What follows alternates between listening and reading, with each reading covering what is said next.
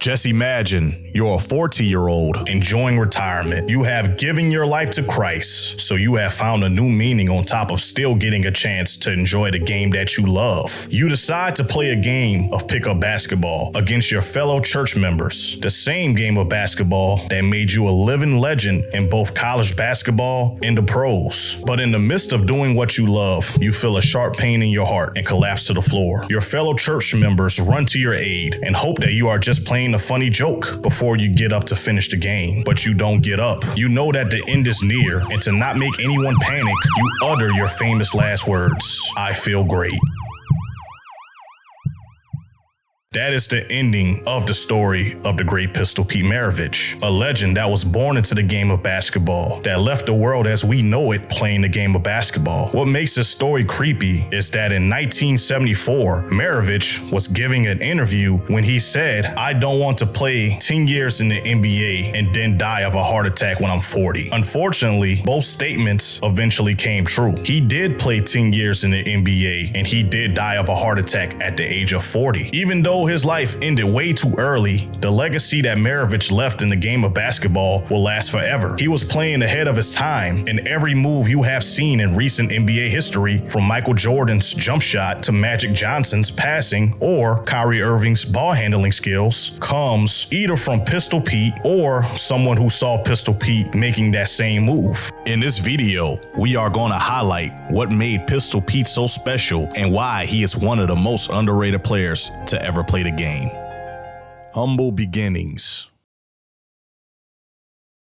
Maravich was born in Aliquippa, Pennsylvania in 1947 to Press and Helen Maravich, and raised in North and South Carolina. His father, Press, was a former player and a basketball coach, and Pete, at a very young age, decided to follow his father's footsteps. Press was the son of Serbian immigrants and taught Pete what basketball was all about: discipline and hard work. And with God-given talent he possessed, success was inevitable. Maravich played high school varsity ball at Daniel High School in Central South Carolina, a year before being old enough to attend the school in 1961. 2 years later, his father departed from his position as head basketball coach at Clemson University and joined the coaching staff at North Carolina State University. Maravich enrolled at Needham B. Broughton High School, where he got his famous nickname since he was shooting the ball from his side as if he was holding a revolver. He graduated from Broughton in 1965,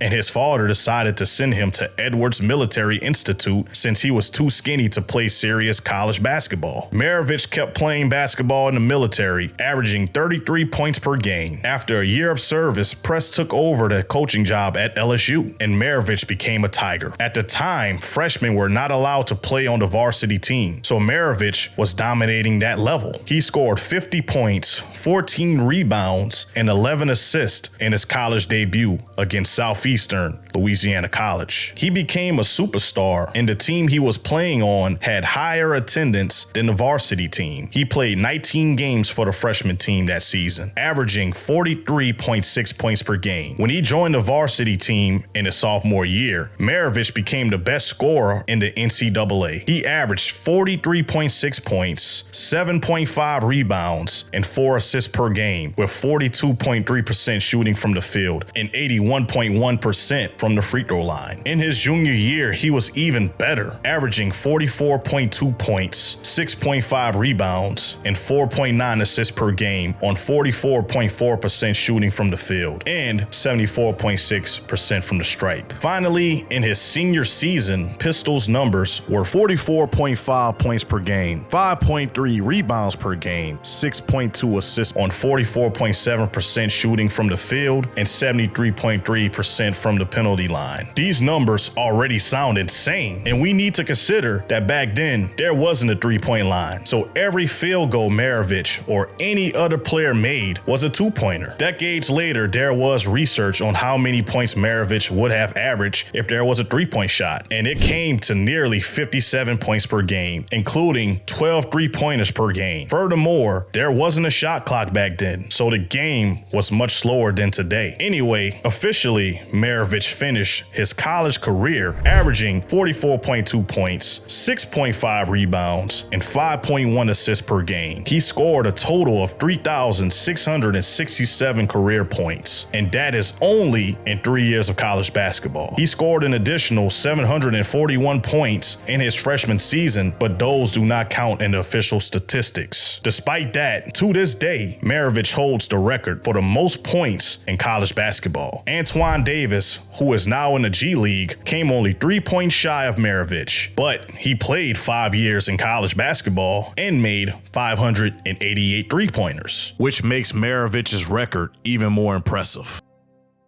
The originator of Showtime.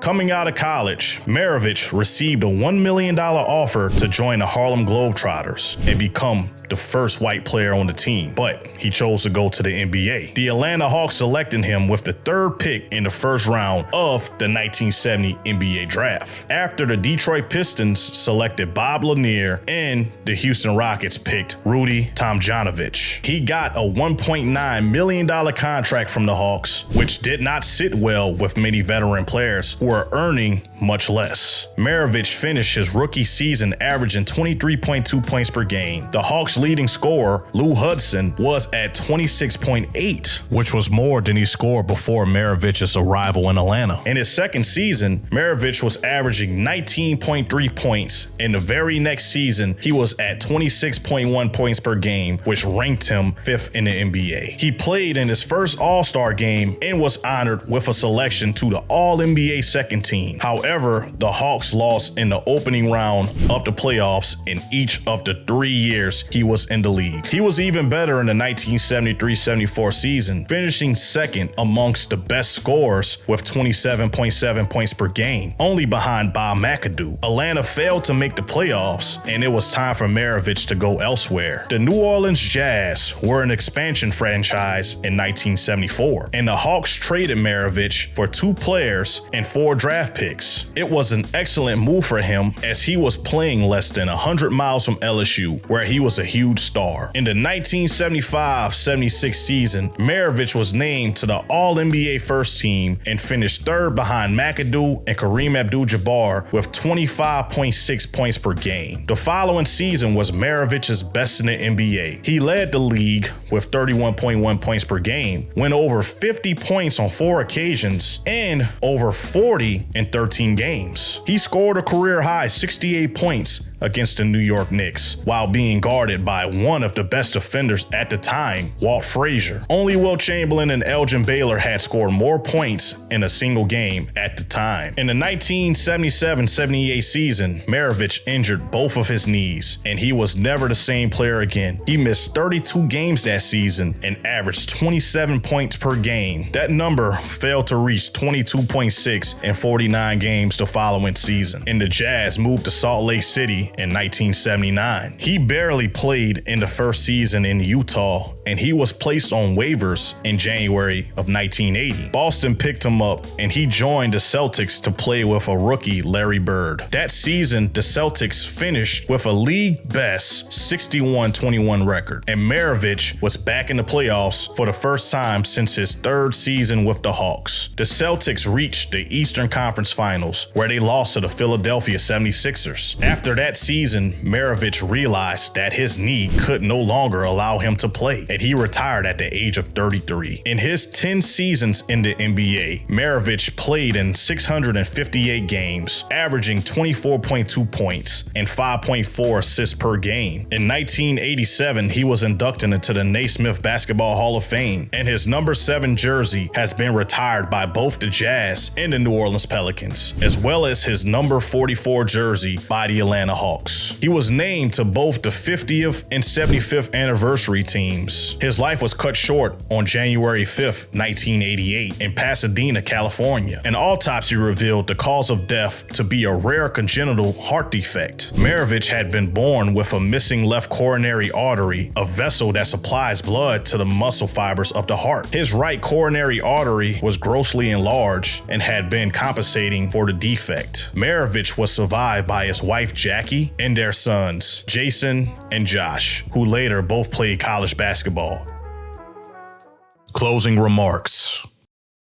Pistol Pete, in my opinion, is the greatest showman in sports history. His ability to captivate the hearts of the fans has led to his legacy being only remembered for the memorable moments in which he has provided. But his legacy is indeed not flawless. Maravich's game, by the numbers, did not lead to team success. While playing at LSU, the overall team record was 49-35. The highest ranking LSU held during that 3-year span was number 15 in the nation. But in all 3 seasons between 1967 and 1970, LSU finished the season not ranked in the AP Top 25. While in the NBA, the Atlanta Hawks had an overall record of 153 wins to 175 losses. They had only 3 playoff appearances in which they were eliminated in the conference semis. Prior to Maravich's arrival in Atlanta, the Hawks were a winning team, having a record of 48-34 and making an appearance to the division finals. In that same token, while Maravich was with the Jazz, they had an overall record of 161-249. They did not have a single playoff appearance in that span. Even with his team's shortcomings, you can't deny that Maravich was a special player. He was an innovator. He played with flash that led to many individuals despising him due to his gifts as a basketball player. But in that same token, he was loved by many. Loved so much that he has a basketball arena named after him at LSU's campus. The selections to the NBA Greatest 50 Players team and the 75th anniversary teams are impressive even with his relatively short NBA career. Maravich will always be in the class of his own, and that is why he is the greatest showman in sports history.